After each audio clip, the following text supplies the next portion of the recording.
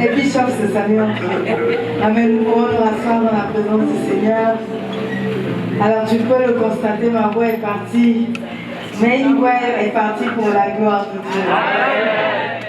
Hier, nous étions en pleine campagne d'évangélisation à l'esplanade d'ABC Mode. Et c'était comment? C'était Kinda. Vraiment. Le Seigneur Jésus, son Saint-Esprit s'est manifesté. Et nous étions tous émerveillés, stupéfaits de voir comment le Seigneur est à l'œuvre. Et nous avons tous été bénis. Alléluia. Je veux prier pour la parole. Éternel Dieu de grâce, Dieu de miséricorde, Dieu de bonté, Papa, c'est ton esprit qui fait la différence. C'est ton esprit qui donne vie à une parole. C'est ton esprit qui donne vie à une pensée. C'est ton esprit qui donne vie à une émotion.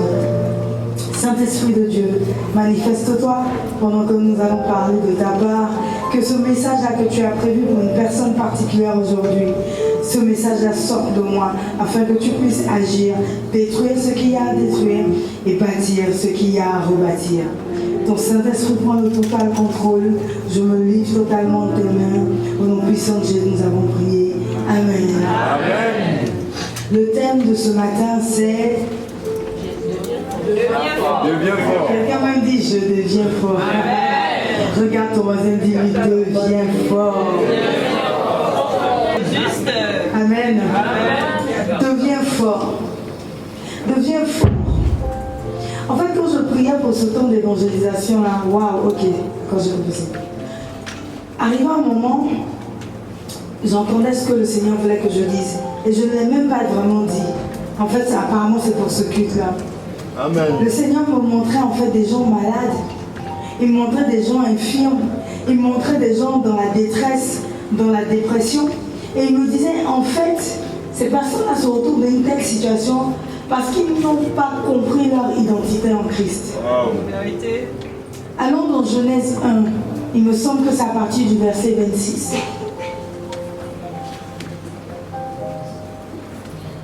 Non, Genèse 1, verset 26. J'ai eu peur. J'ai dit, où l'eau famine sur nous. Lisons ensemble la parole du Seigneur. Puis Dieu dit, faisons à notre image, selon notre ressemblance, et qui domine sur les poissons de la mer, sur les oiseaux du ciel, sur le bétail, sur toute la terre, et sur tous les reptiles qui rampent sur la terre. Alors, 27. Dieu créa l'homme à son image, il le créa à l'image de Dieu, il créa l'homme et la femme. On continue encore. Dieu les bénit et Dieu leur dit, soyez féconds, multipliez, remplissez la terre et la subsistez, et dominez sur les poissons de la mer, sur les oiseaux du ciel et sur tout animal qui se meut sur la terre. Allons à 29. Et Dieu dit, voici, je te donne toute herbe portant de la semence et qui est à la surface de toute la terre, et tout arbre ayant un multitude d'arbres et portant de la semence, ce sera votre nourriture. Alors à 30. Et à tout animal de la terre, à tout oiseau du ciel, et à tout ce qui se meut sur la terre, ayant soin à son souffle, je donne toute herbe verte pour nourriture, et cela va bien. J'espère que vous sentez la différence. Revenez à 26. C'est-à-dire que lorsque Dieu a fini d'achever le miracle parfait de la création, à chacun, il a, en fait, ah non, Dieu est merveilleux. Dieu est un Dieu d'ordre. À chacun, il a donné sa place. Amen. Et en réalité, il a dit, faisons de manière. Il y a certaines versions, on ne dit pas et qu'il domine, on dit afin qu'il.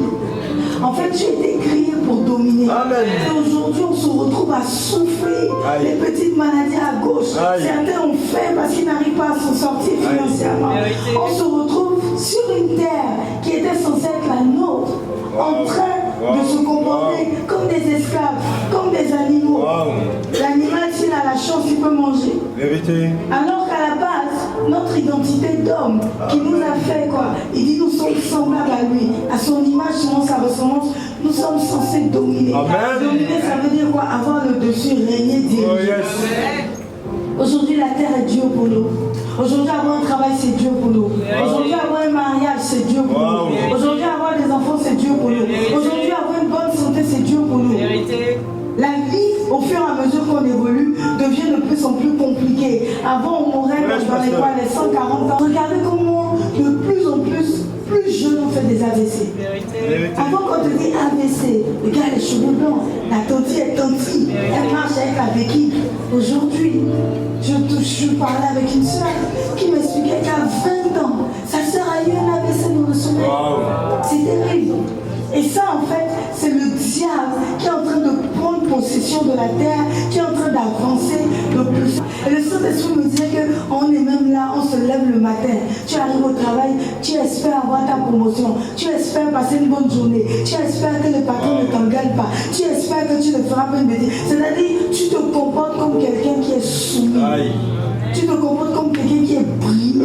C'est-à-dire la vie te brise au fur et à mesure que tu évolues. Regarde comment tu te comportais dans ta première relation amoureuse. Aujourd'hui, une sœur a tellement peur de perdre l'homme-là qu'elle n'a plus de personnalité. Parce que tu étais brisé. La vie est en train de nous briser, nous faire croire qu'on subit.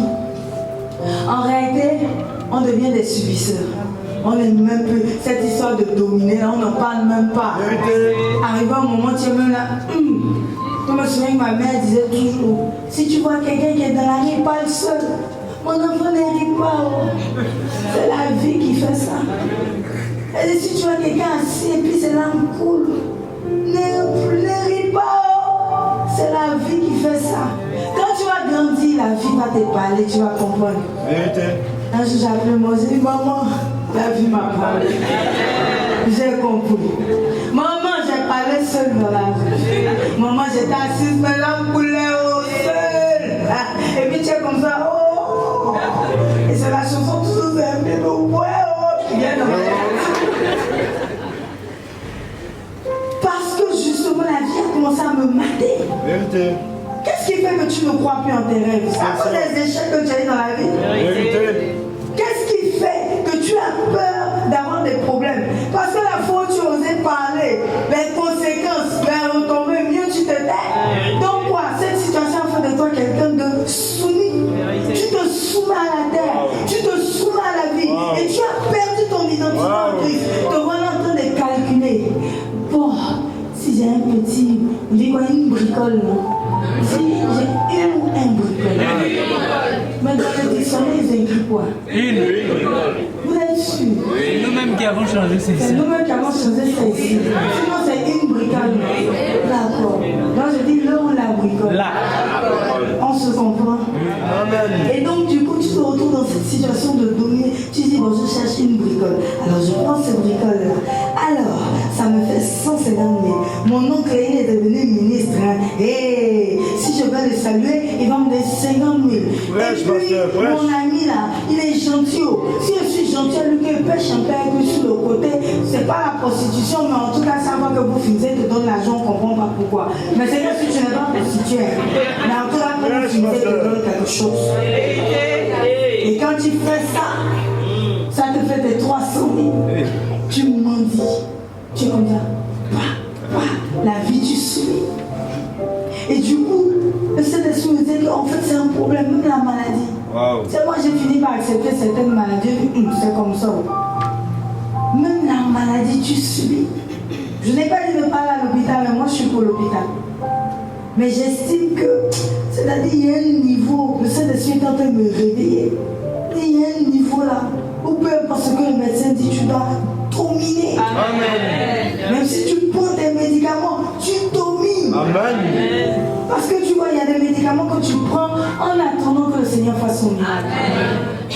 Ne te ferme pas, parce que tu es en train d'affaiblir ton corps bêtement.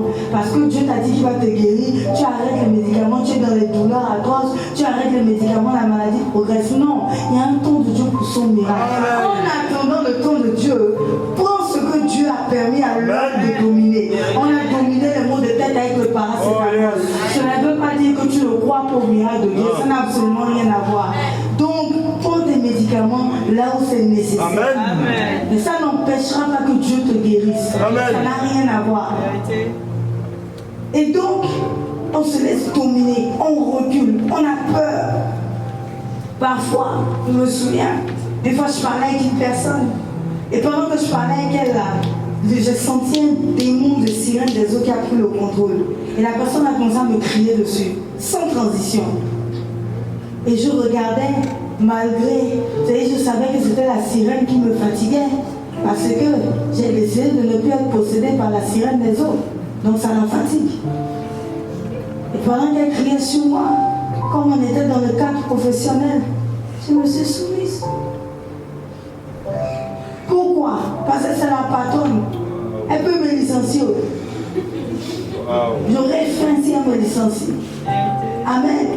Donc qu'est-ce que j'ai fait? Je l'ai laissé faire. Je me souviens une fois, ma plus grosse erreur, et je demande pardon à Dieu. On était en plein comité de direction. Il y a une fille qui s'est trompée, qui a mis les films pour adultes sur la projection. C'est elle qui devait faire la projection. Moi j'étais offusquée. Mais comme il y avait beaucoup d'hommes, puisque je travaillais dans un milieu d'hommes, il n'y avait que 2 filles dans la salle, elle et moi. Les hommes ont commencé à faire et puis à faire, vous les connaissez, je maîtrise. Et vous savez ce que j'ai fait? Je me suis tue. Vous voyez, c'était 10 autres. Moi je suis seule. Je me suis comportée en quoi?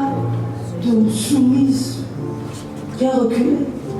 Et en fait, le problème, c'est que plus tu recules, plus l'ennemi prend maintenant. Donc, quand j'ai reculé là, le prochain comité de direction, c'était maintenant les plaisanteries sur ça. C'est comme ça ouvert une porte. Ils ont passé 30 minutes à plaisanter sur les films pour adultes, comme on dit. Papa. Et comme c'est des hommes en majorité, et j'étais là, j'étais comment? J'ai été dominée. Et donc, du coup, comme ils m'ont dominé sur ce plan, ça fait quoi? Arrivé un moment, maintenant, on t'embête. Il y a même un qui m'a invité. On me dit non, c'est un rendez-vous d'affaires. Je dis ok, j'arrive. Au moment où j'arrive, il dit moi, je vous laisse, elle est là. Moi-même, fille de le retrouver. C'est-à-dire, je me suis dit, mais qu'est-ce qui a fait qu'il a cru que moi, même dans mon païenat le plus profond, c'est-à-dire aujourd'hui, il est plein de Dieu quand même. Il y a un niveau que même quand tu es païen, là, tu ne fais pas. Qu'est-ce qu'il y a tout dans ce pagana là? Parce que quand on dit pas païenat, on dit pagana. Paganisme, pas même paganisme. Donc ce paganisme là, merci pour le mot. Il puisse quoi? Le moins il peut sortir avec un client. Mais qu'est-ce qui a permis ça? Parce que je me suis laissé soumettre depuis le début. Donc quoi? Ça avance, ça pousse les pions. Il y a un collègue, un directeur. On dit non, il est tactile. Donc, non, il fait oh, ça va. Au début, ça prend sur l'épaule.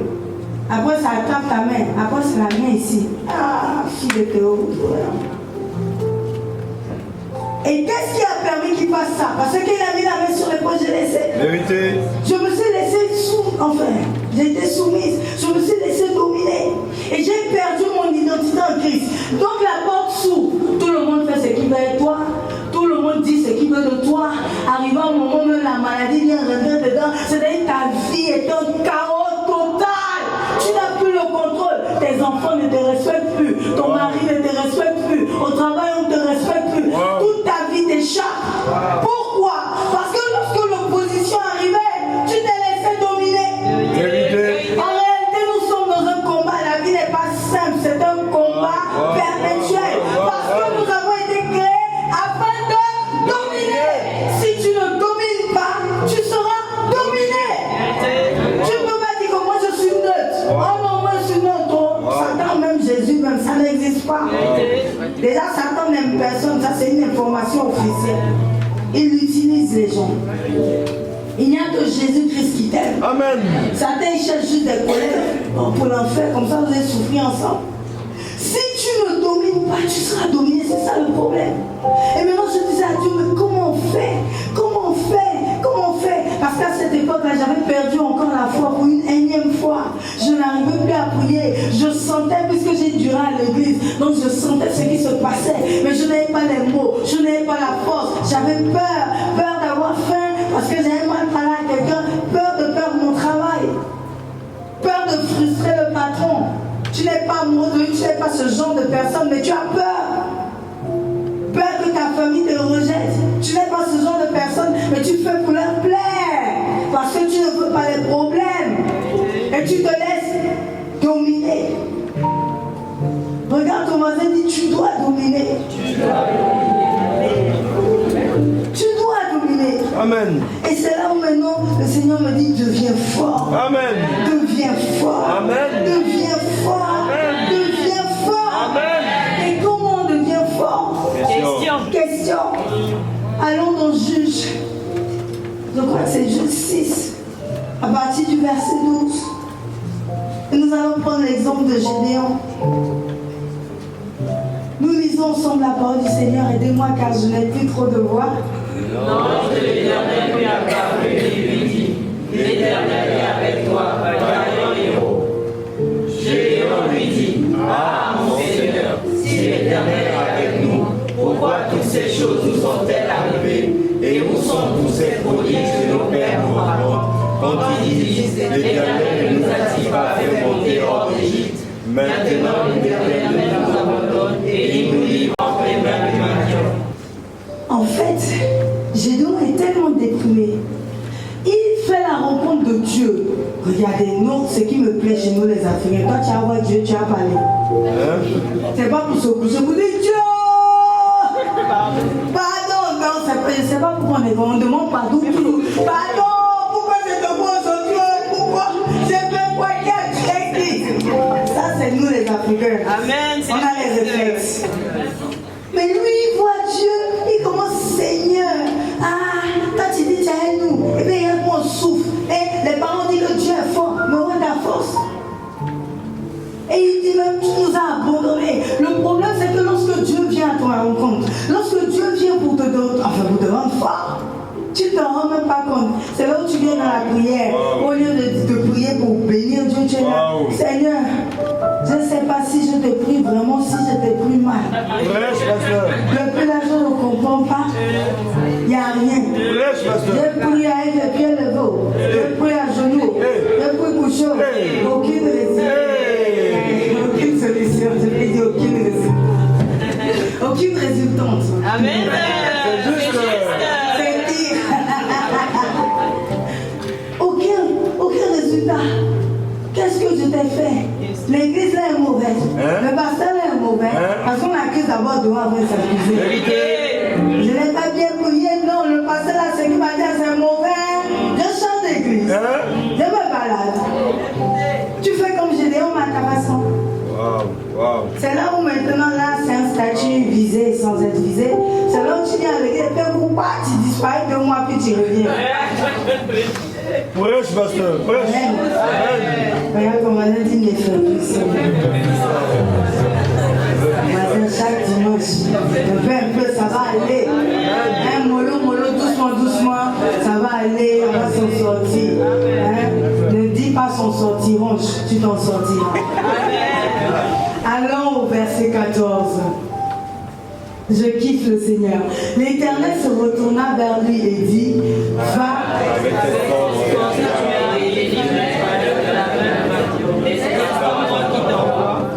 Moi je dis au Seigneur, la première fois que j'ai lu ce verset, je m'attendais à ce que Dieu descende. Gédéon, je t'ai choisi. Reçois le feu, reçois la vie. Et puis Gédéon tombe dans ton soin. Onction. Amen. Il commence à prier. Qu'est-ce que Dieu dit à Gédéon? Va avec la force que tu as. Il n'y a aucun changement à effectuer en fait. Tel que tu es la force en toi. Amen. Et tu sais quelle est ta plus grande force? C'est la faiblesse. Amen. Parce que qu'est-ce que Gédéon va dire? Oh, moi déjà ma famille est la plus petite. Je suis de la plus petite tribu. Dans ma famille, moi je suis le plus petit. C'est il a montré à quel point il n'est rien, il est petit. Vérité. C'est dans ta faiblesse que Dieu se glorifie. Dieu n'utilise que des gens faibles. Si Gédéon était venu dire ouais, ok, je vais m'entraîner, je prends des cours de karaté, je prends des cours de Krav Maga, c'est ça la mode, il paraît. Je fais du pilates. Des pilates. Question. Non mais est-ce à Pilate, donc c'est belle. C'est juste. C'est qu'est-ce qu'il fait? Et en faisant cela, il revient, ouais, maintenant je sais manier l'arme. Je sais, je connais l'art du combat. Oui, non. Tel qu'il est, avec sa petitesse, avec sa faiblesse, Dieu a pu l'utiliser. En fait, Dieu ne se sert que des gens qui reconnaissent leur faiblesse.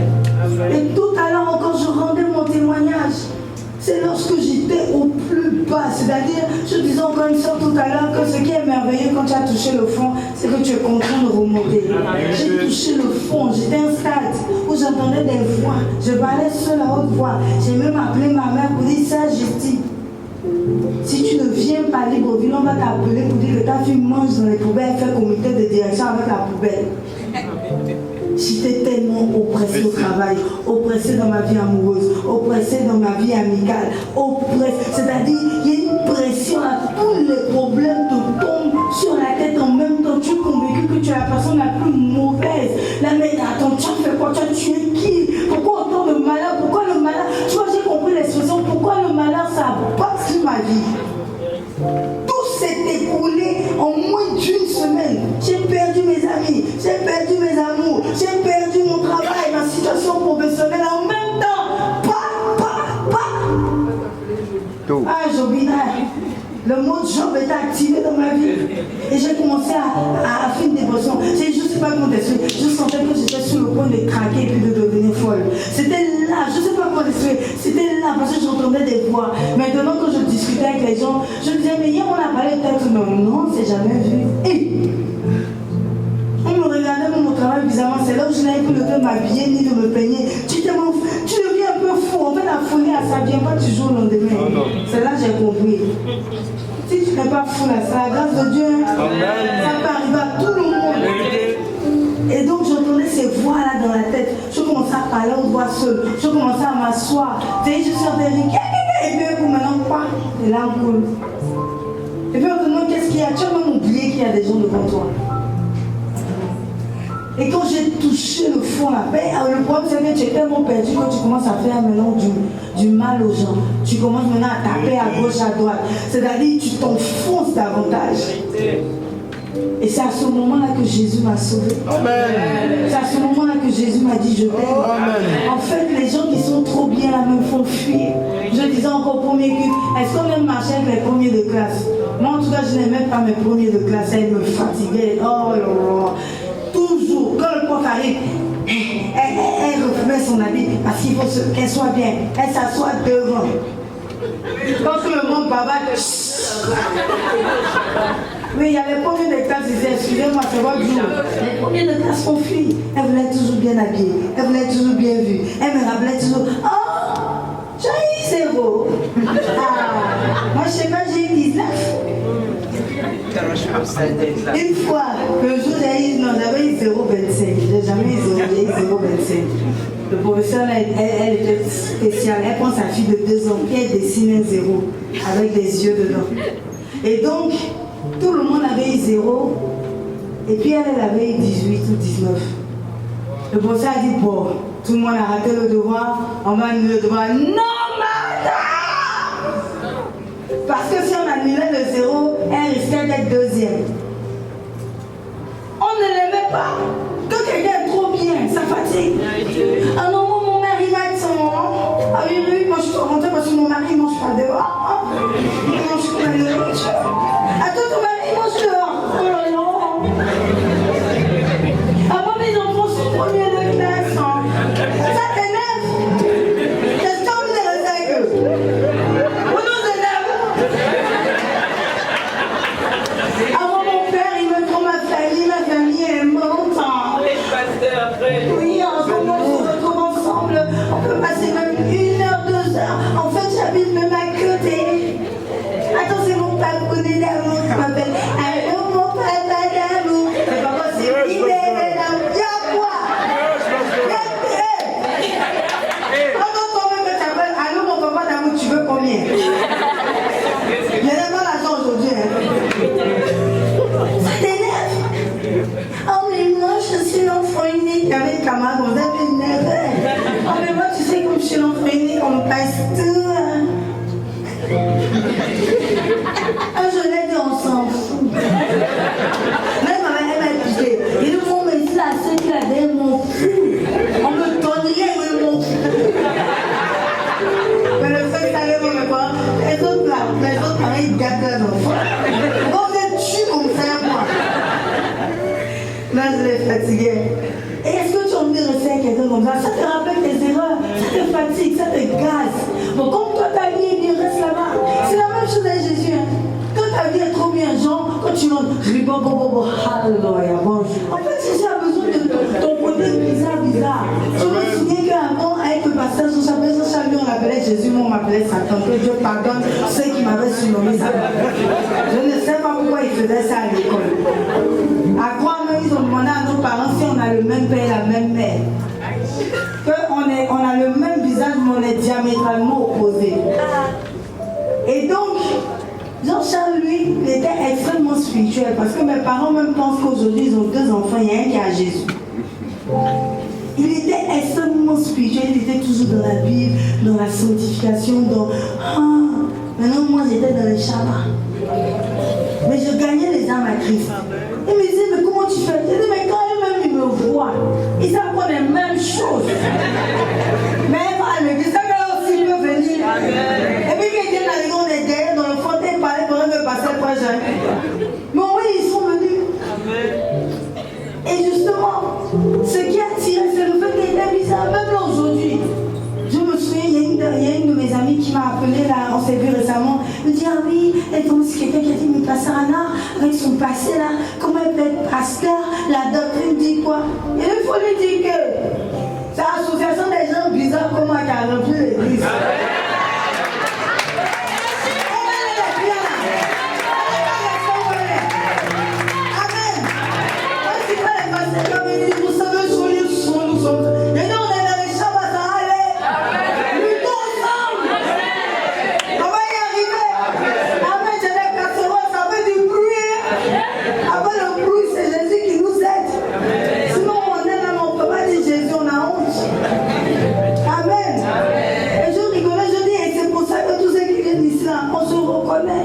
Quand je donne mon témoignage, j'ai l'impression qu'elle parle de toi. On est la même chose.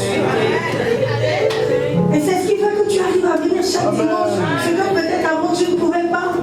Et c'est là où l'église se trompe.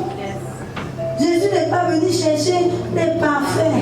Il dit, je suis venu pour les mauvais porteurs, les malades. La Bible dit quoi? Que les pharisiens étaient à côté. Ils disaient, mais si c'est un homme juste, comment il fait pour marcher avec des gens de mauvaise vie? Oui, nous sommes de mauvaise vie. Mais c'est ça qui permet à Jésus de nous utiliser. Il n'est pas là pour les gens qui ont les vies parfaites. Alléluia. C'est vrai, tu n'arrives pas à avoir d'enfant, mais grâce à ça, toi, tu priais. Au niveau de prière, ce n'est pas pour les gens qui ont 10 enfants. Quand on dit Seigneur Jésus, toi, ton Seigneur Jésus fait une heure. Parce que tu es un challenge, parce que tu es une faiblesse, parce que tu es une faille. Amen. C'est ce qui veut que quand quelqu'un te dit, elle est mariée, n'a pas d'enfant. C'est pas comme les autres qui ont les 10 enfants, ils vont dire, oh, ça va venir, t'inquiète pas. Toi, tu as te mettre à genoux pour pleurer avec elle. C'est ton témoignage qui permet à l'Esprit de Dieu de se servir de toi pour gagner, toucher d'autres personnes. Amen. Arrête de chercher à être parfait. Arrête de chercher à nettoyer le make-up, à donner une image. Quelqu'un récemment me disait que oui, oh les églises d'éveil là, oh il y a le chant là-bas, oh les gens même vous qui êtes là, Jésus là, vous êtes pire. Je dis c'est pas on est pire qu'on est là. On est un hôpital. Moi mais je ne suis pas parfaite. Il y a eu des jours, les gens sont fâchés contre moi et puis ils ont raison. Mais quand ils font ça, je dis mais c'est pas moi tous les jours que je te dis ici dans le chant avec toi. Pourquoi tu te fâches? Pardonnons-nous vivants avant ça. Amen. Et c'est de ça qu'il s'agit. L'évangile, c'est pas venir dire, vous savez, depuis que j'ai donné ma vie à Jésus, je suis mariée légalement. J'ai 4 enfants, j'ai eu une promotion. Non! C'est je ne suis pas mariée, mais si elle panie, regarde. Je n'ai pas besoin de garçons. Grâce à Jésus. C'est vrai, il y a des jours de dehors, il peut penser que moi, Jean-Félix et Bernadette, mon cœur fait contact. Un jour. Mon père et Bernadette, c'est les deux qui sont ici, les amoureux. Amen. Et je veux dire quoi? Quand on voit un couple comme Jean-Félix, ça fait envie. Quand on voit une célibataire aussi épanoui comme moi, ça fait envie. Amen. C'est ça Jésus. Il n'est pas venu pour que tu te make-up. C'est pour ça que je n'ai même pas de protocole. Parce que je dis quoi? Blanc, je sais. Et c'est vous ayez un truc. Si je viens m'habiller en tout blanc, puis je porte quelqu'un attrape une lourde bible avec un lourd sac élevé. Et puis quand j'arrive, on nous pousse comme ça. Puis je marche là. Bonjour, pas ça. Salut.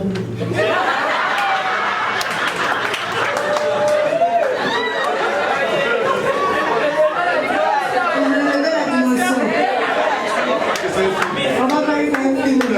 Mais t'as su que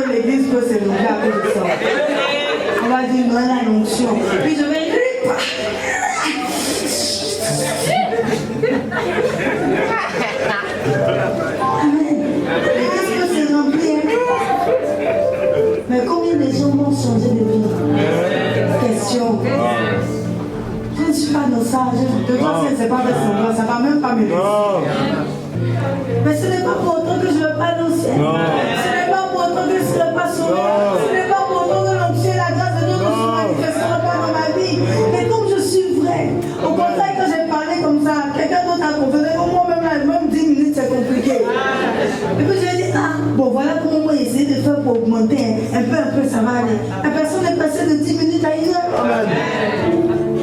Parce que justement, elle a vu que même moi, je me cherche. C'est vrai, c'est pas le même degré, mais on se cherche. Parce que le but est de s'améliorer, le but est de se convertir, le but est de devenir meilleur. La Bible dit quoi? Paul disait que quoi? Que ce qui repose, c'est aux Corinthiens, je pense, que ce que je vous repose, c'est que vous vous réunissez, mais vous ne devenez pas meilleur. Nous sommes là pour nous rendre meilleurs. Au contact de l'autre, on devient meilleur. Et c'est ce que Jésus veut avant tout de toi. Ce sont tes faiblesses, afin de faire de toi la meilleure personne.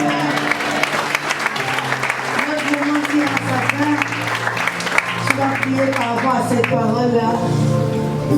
Esprit de Dieu, c'est toi qui touches, c'est toi qui transforme, c'est toi qui délivre. Ah, Esprit de Dieu, continue à toucher, à briser ce qu'il y a à briser et à construire et bâtir ce qu'il y a à reconstruire et rebâtir.